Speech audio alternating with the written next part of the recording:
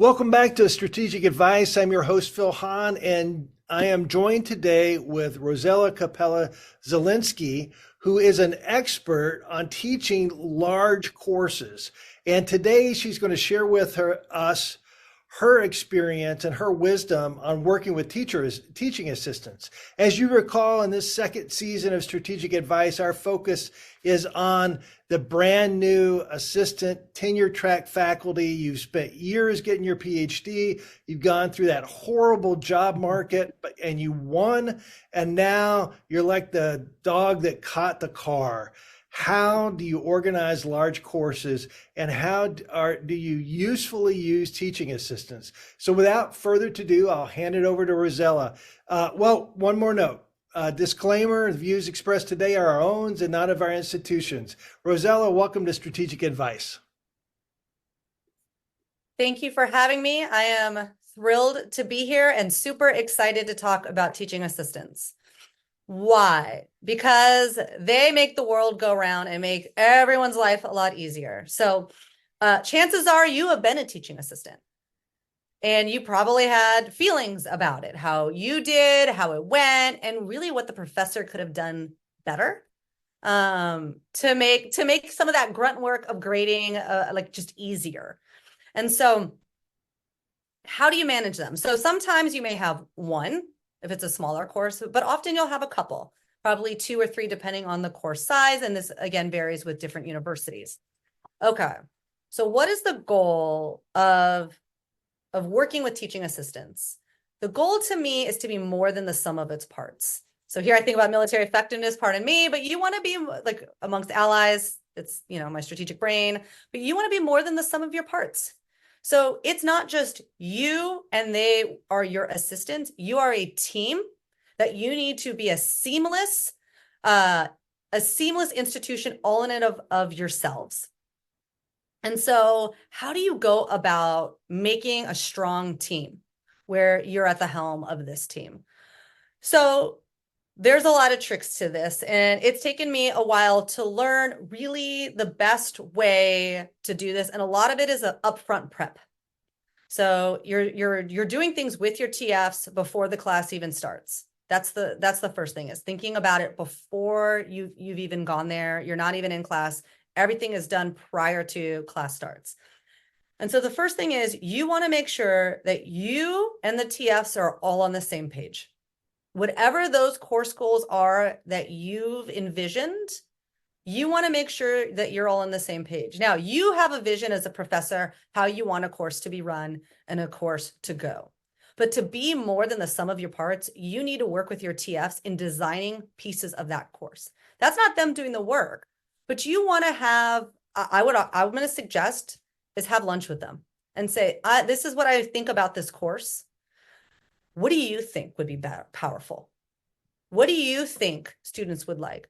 How do you think you could be effective in this course? How do you think we should design these assignments? Because you need their buy-in to make this a cohesive team. And showing respect by saying, what would you do, is the first way to get their buy-in.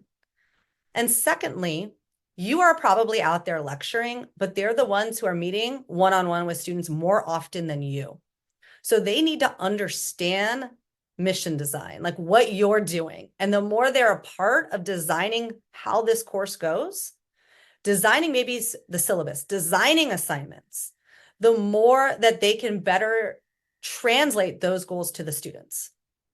So as soon as you know you're going to have TFs and you're thinking about that, take them to lunch.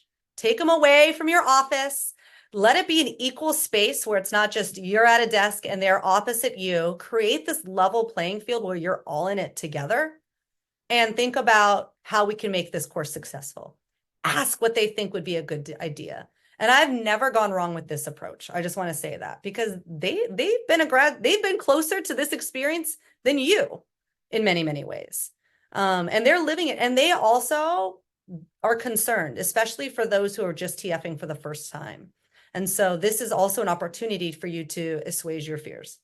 Okay. The second thing you want to establish is ensuring they all understand what is being asked of them if they're holding their own sections.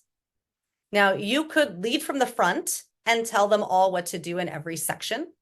I prefer leading from the back and giving them the opportunity to run a section and cover material as they see fit. They are not me. Everyone teaches differently. Everyone has different pedagogical styles, whether they're aware of it or not. And everyone has different insecurities that they may want covered. I know sometimes my internationals TFs and students, they prefer to do PowerPoint slides for communication purposes, and some other people don't. So you want to let them think about how they want to run their sections and design their sections. So for me, my advice is saying, this is what we need to make sure we have covered, but go for it and do what you will that you think is best for your personality and your teaching style. What I also recommend is you going in and evaluating them once per semester. Why? Not to stress them out, but because you are part of their pedagogical journey. You're probably going to write a letter of rec for them, or their advisors will write a letter of rec for them regarding teaching. And their advisors will probably not evaluate them on their own. So you're providing a service saying, I can speak to how amazing you are in the classroom, and I can create this amazing letter of rec for you, or a paragraph that your advisor can fit in. So you are a team, but they're doing all of this work for you. They're teaching your students, they're grading, they're coordinating disabilities, accommodations, but you have to make it so they want to do a good job. I mean, everyone will do a good job, but you want it to be good, like, wow, this professor cares not about me, not just about making this course easier for them. And so that's a really important tone to set. And the way you can do that is say, would you like to be evaluated? Here are the reasons why. I can help you with the letter of rec for teaching and help you with your pedagogy. So I'd recommend that that's built into the course and that they know that it's for them and not for you. Okay, so evaluate your TFs, get them brought in early, design the course with them in mind, and have them be partners to this outcome that we are all on this journey together. Okay, if you have multiple TFs or even just one, students are savvy. They are going to say, like, maybe this TF is going to grade easier, or I like that TF better. So you have to present a united front once the course begins. You need to make sure that all of the TFs either grade together. You need to, let me restate this. You need to make sure that your students know that you are on the same team as your TFs. There's no dividing and conquering, that you support your TFs. That I often say, I chose these TFs. These are my people. These are my people. They are all wonderful. And I make the claim that we are a team, that we worked in creating this course together. So that's the first thing I do. So I say, you should be lucky you have this amazing team. Empower your TFs in the students' eyes. It's really important, because the more you legitimize them as an authority in this class, the less your students are going after you or the TFs themselves. So that's the first thing. But more often this comes to grading, is where students get concerned that one TF grades easier than the other. And you need to head that off in the beginning. So maybe you create grading guidelines. Maybe you say the TFs and I created this exam together. Or maybe you say, I've also co-read multiple TFs, multiple exams, and we're all on the same page. So the number one place I noticed this can go awry is grading time. And so that you do want to head off and show this united front earlier on. Everything else will pretty much go smoothly, but that is the way to really ensure that students don't divide and conquer and create more work for all of you and create stress. And then finally, let me say, don't use and abuse your teaching assistants. They are there to make this class great with you, but I have seen so many cases where faculty ask too much of their teaching assistants. And maybe because I'm the director of graduate studies right now, but I'm very protective of my graduate students. So really think of what's reasonable. What did you feel was reasonable to be asked of you when you were a teaching assistant? And keep it in mind. Because they are, they're working on their own research. They're in other courses. Maybe they're studying for comps. I don't know what your grad student journey teaching assistant is, but we want to respect that this is just a slice of their time, and we want to help protect their time as well. So those are my big tips for thinking about working with teaching assistants. Phil, any thoughts so far? Well, unfortunately, you've answered every question that I had written down here. So you kind of it. So this is wisdom that you're providing. It sounds like it's practical wisdom from what you've learned over time. So can you just like, what are some of the most common mistakes Mm, um, that you either you've had or you've seen others, and how to avoid them? that's a great question. I think most mistakes relate to not having your teaching assistants prepared enough, that they don't, that they're not prepared either to lead a lecture, their own section, if that's what your TF is doing, or they're not prepared to grade collectively. And I think the key to make sure that you overcome them not doing well when teaching their own section, which I should have mentioned, is meeting weekly and troubleshooting. Hey, how did it go? What are you concerned about? And make it a team meeting. So I would do weekly meetings with all my TFs. Let's say class is on Tuesday, Thursday, and sections are Friday. I meet on either Tuesday before class or on Mondays. And that way I can say, what are we thinking this week?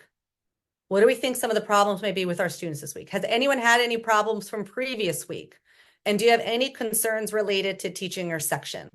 And so that's really one thing I've noticed helps just early on set a tone amongst ourselves, because the key is also them talking to each other as TFs. And the more you do this up front, let's say weekly meetings at minimum for that first month of a course, after that, everyone knows what to do. They've been around the block. They have their groove going. So any bumps in the road have been ironed out. And so I think that's really the first thing, is meeting constantly. And I think, again, the other mistake is, great question, is creating exams that are hard, or creating assignments that allow for a lot of discrepancy when you have multiple graders. So you want to create assignments that are very contained, that any person could grade, and that could be in your head and grade. So we often don't have TFs for like a seminar or for your seniors. What you have teaching fellows or teaching assistants for are those big intro classes, or maybe those 300 level classes. And so you want to make sure that those assignments are designed with grading in mind. So that could be, maybe you just ask a concept versus a whole long essay structure that has a lot of room for interpretation amongst multiple TFs. I'm not saying a written in-class essay isn't phenomenal, but what's going to happen is the TFs will feel overwhelmed. It's going to take them a long time to grade, and they're going to have to even closely coordinate with each other. So if you're willing to put in the time to make sure that's all happening, fantastic. But otherwise, design assignments that are doable for them to grade, and that the students feel that they were accurately graded. Because really, surprisingly, they're students, and who doesn't care about a grade? We're all neurotic academic Lisa Simpsons, for those who's watched The Simpsons, and want to ensure we do well in a course and are graded fairly. And so that is where students are going to put most of their energy. And related to that, I always say your TF is your grader. I make it clear, unless I'm also doing some of the grading, but your teaching assistant or teaching fellow is the first person. I believe in them. We've created this together. I've created a grading rubric. But just know that I'm happy to look at your exam, but this is probably going to be accurate.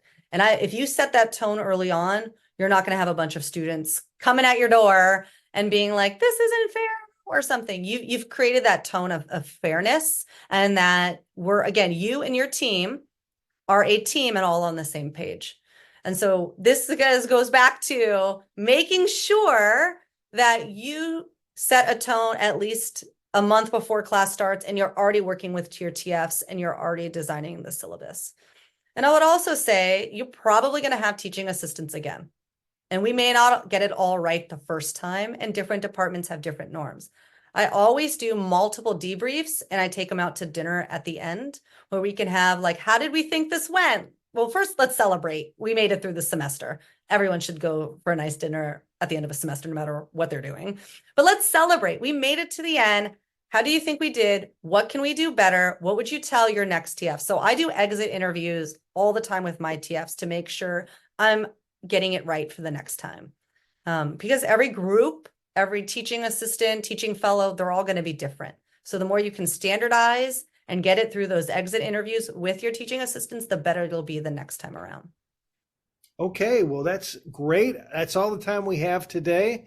Rosella, thank you so much for taking time to be interviewed and for sharing this fantastic advice to grad students who have now gotten that tenure track job. Yay, All right. exciting. Thank you.